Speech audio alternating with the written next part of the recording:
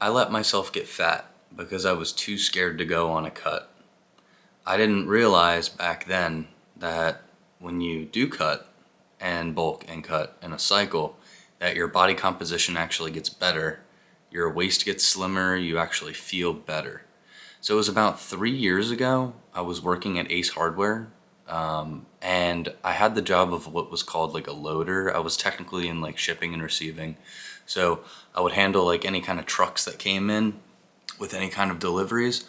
But also I would like, if people like drove their cars there and they ordered like mulch and stone and things like that, I would actually grab it and like put it in the amount that they got into the back of their car. So it was like kind of a physical outsidey job for the most part. So I was doing that. I was going to the gym at the same time, and I had been training for probably 7 or 8 years at that point, and I hadn't gone on a cut yet. I was just bulking for those 7 or 8 years.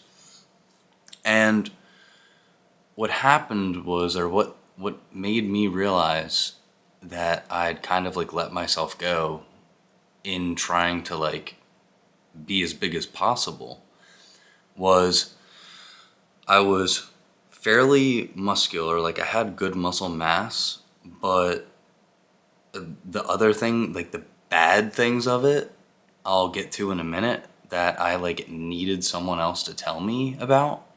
I know it's weird me explaining it now, but we'll get to it in a second. So I had a friend that was in the army at that time. He was visiting like the area again, like around where he lived, and he wanted to come see me and he wanted to come visit me at work because he had worked at the same job that I did in the past. So he like knew the manager there. He like knew the people there, and it was Ace Hardware. It was just like it's just a store anybody can walk into. So he came over to where I was working, and it was almost the end of my shift, and I went to go get. I changed my shirt for the gym, so like I would bring my gym clothes there, do my shift there, and then at like 2 when I would get off, I would switch into my gym clothes and I'd head to the gym from my job. So I had already changed my pants in the bathroom, but when I came out to change my shirt, I he was there like hanging out with me, and I always changed my shirt out there just to quickly throw it on, throw it off, and head out. So when I was changing my shirt, he noticed like how much weight I had gained over the years. And it's like you don't really realize steady weight gain until you like see the before and after. Like if you see it progressively happening like over time, you don't really notice it. So when he went to the army, I was obviously like not as fat as I was when he was visiting a couple of years later. So it took me changing out of my shirt, and I'm facing away from him at this point, and he like sees my love handles, and he's always been like a blunt and honest type person. And he's looking at me and he says in kind of like this joking tone, like, "Oh, dude, you got fat. Look at you. You got fat." And it's like, I knew like it was like a joke to him. Like he was just trying to like be funny about it. But, with that joke, there's a truth to it. Like he actually thinks that I got fat. And when another man calls you out for like being fat or like kind of letting yourself go, like he was in the army at that time, like he was always running, always like training and stuff, and I was always training too, but just in like a just building muscle kind of training. It wasn't like I was trying to lose fat at all at that point because I was so scared and petrified of losing muscle mass that I just wanted to keep bulking, and I just kind of like I was I had some delusion in my mind that like the more weight I gained, my body would just like magically like recompose itself to just look the best all the time, and I myself didn't see how much I'd let myself go because of that like slow progression to that kind of state. So he's calling me out. He's saying, "Oh, you're so fat, bro." And like in the moment, I'm laughing. I'm like treating it like it's a joke, but like I felt like shit on the inside. And that's not talking shit about my friend. If he hadn't done that, I don't know where I would be. In high school, I was about 150 pounds, very lean, very skinny. And I just never wanted to be like skinny like that again. And I didn't want to lose any muscle. I was scared. So by that point, he called me out. I wasn't like weighing, I think I was weighing myself. Yeah, I was weighing myself by that point. And I had this like stupid goal that I wanted to get to like 250 pounds. When he called me out for being fat or like letting myself go, I was 227 pounds. And even like in the gym while I was doing like my strength work and my like hypertrophy work, I would literally like be out of breath from like doing sets. Like I didn't feel good. But I just thought that's how it was now because I was getting bigger, I was getting more muscular. And I also would snore like really loud. So when I used to live with my parents, my sister who lived a couple rooms, like, so it was my room, then there was like a hallway with a bathroom, and then my sister's room was like on the other side of the hallway. She could literally hear me snoring from the inside of my room to her room. So when I gained that kind of weight, I don't think I ever had sleep apnea, but like my snoring got much worse. And my wife tells me that I still snore to this day, but it's not bad enough that it's like through, a wall, a hallway, and then another wall, and then you're still hearing it. So there was just so many like, I felt like crap. Now that I look back at it, back on it, I was more sluggish. I was more tired. The snoring, the love handles, obviously. So, and it also took my sister telling me that as well because she had lived with me and my parents at the time, and it took her too, like completely unrelated. She just like brought it up to me one day of like, "Hey, like, I know you're like doing bodybuilding and stuff, but are you thinking of going on like a cut soon?" And it's like, that made me feel like shit too, because I was like, okay, my friend's not the only one saying this. I got fat. I let myself go. So, and I'm glad that they said this, because if they hadn't, I would have just kept bulking and bulking and bulking until I like really felt like shit, or I don't know what would have had to happen for me to stop just bulking permanently, because I had already been doing it for 8 years. So I don't know how much longer it would have went if they didn't kind of like call me out on that. But I mean, I was being kind of a bitch, not embracing that like whole realm of bodybuilding that I just like refused to kind of get on board with. So when I started a cut, I had no idea what to expect. So in this video, I'm going to kind of outline a couple of the changes that I noticed specifically during training that I experienced. And it might be different from you. You might handle, your cut better. It might be worse for you. Who knows? But the first thing that I noticed before I get into like my list, I guess, I do want to say that, my concern of losing muscle was valid, but not as valid as I thought it was. You will lose muscle in a caloric deficit. That's just the nature of it. That's how it goes. When you're in a caloric deficit, your body will eat away at some of the muscle, but it's not going to eat it much, right? So most of what you will be losing in a deficit will be fat, unless, unless you have too aggressive of a cut. So if you're losing like over 2 pounds a week consistently, you will tend to lose more muscle than you would if the cut was more gradual, slower. I will do like a kind of like best practices during a caloric deficit video, probably next week or the week after that. So just keep posted for that. If you want to be notified when that comes up, you can always subscribe.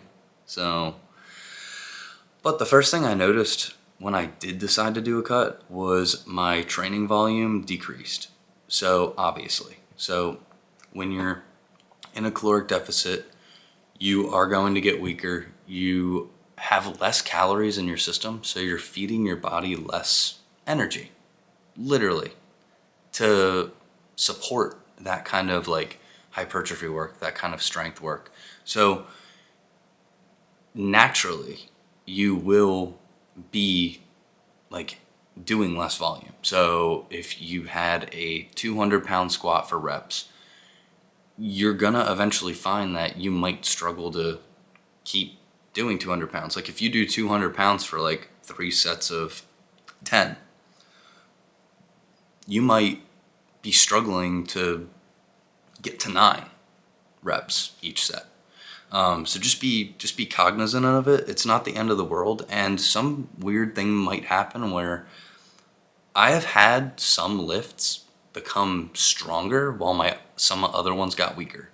Like when I am in a cut, my biceps get noticeably weaker. Like I normally for reps will do 35 pounds, but right now for my cut, I can't. I'm in the middle of a cut right now. I'm doing like, I'm still on the 35s, but I can't do 12 reps a set like I usually do. I'm like down to like 8. So it cut a good amount into my bicep volume. But things like my bench press has gone up. Like not a lot, probably like 10 or 5 pounds, but it's gone up. And the same thing with my squat. My squat's gone up like 10 pounds.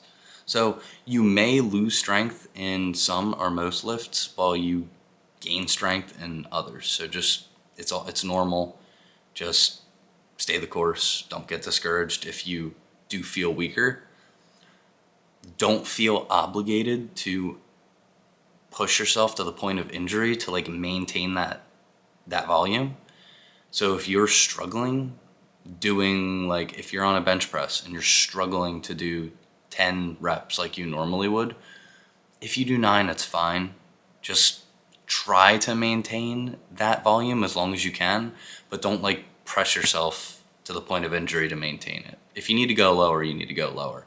The name of the game while you're in a caloric deficit is not to build muscle, it's to keep the muscle that you have while your body's trimming the fat.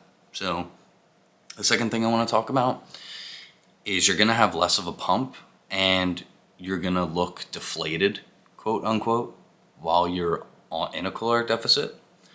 And I want to be very clear, it's not because you're losing a lot of muscle. So while I'm in the middle of a cut right now, so I look smaller than I normally would. Like I'm looking in the mirror like, are you fucking kidding me? Like, and my arms, like, it could be the body dysmorphia too. But my arms look like a stick. My legs look like sticks. So that's because when you're in a caloric deficit, your muscles will hold less water and less glycogen. So it kind of gives them a less full look. So you'll look smaller and weaker. It's not always necessarily the case. You are getting weaker because you're not supplying your body with the energy and the glycogen to like keep moving and keep, giving the same strength as you normally would. So it's completely normal to like look deflated and look like crappy during a cut. The only good side of that though, or I guess on the other side of the coin, is your waist will get smaller, which is very attractive to others subconsciously. So, I mean, that's the name of the game, right? You want a smaller waist. That's why you're cutting. You don't want to have the love handles like I did, having people say, you got fat. So, pick your poison at that point. So number 3 is recovery takes longer. Because you're going to have less food in your system, you're going to have less resources in your body to actually repair the micro tears that you're doing to your muscle and the damage that you're doing to it. So just be aware of that. Your body's not going to mitigate fatigue as much, so you will be more tired, and you'll just be more tired in general. It just towards probably the middle and the end of your cut, depending on how aggressive the cut is, you will be tired. So just expect that you're also going to be tired during your training. But one thing that I will always say that's separate from the three things I discussed is if your sleep is screwed, the cut's over. So if while you're cutting, your cortisol levels are going to rise. You're going to have more cortisol in your system than usual. Cortisol can affect sleep. It's kind of like how you get up in the morning is your body like gives you a little like shot of cortisol to kind of like get you up. So naturally when you're in a cut and you have more cortisol in your body, if you have enough in your body to where it gets to the point to where it's affecting your sleep, you're waking up a lot in the middle of the night, not just to piss, but just being woken up and not being able to fall back to sleep, and your training suffering from it, you're more tired throughout the day because you're not sleeping, that's when you need to stop the cut.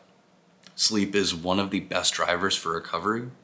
And if you're not getting sleep, then the quality of everything else is just going to go down from there. So, but, I mean, even though like there's all these like negative things you might experience during the cut, the end result I would say is definitely worth it. I wouldn't change anything I do now. I will bulk for 4 months, like a slow bulk. And then for 2 months, I'll do like a 1 pound a week loss cut. So it's like a pretty moderately aggressive cut. It's not like too aggressive. I wouldn't change anything about it because I'm building muscle for those 4 months. And then those 2 months, I am trimming the fat away. And just every time that one of those cycles happens where it goes from bulk to cut to bulk, my body is recomposing itself. I'm looking more athletic. I'm keeping a lot of my strength in the gym. I look better than I ever have. So I wouldn't change anything about it.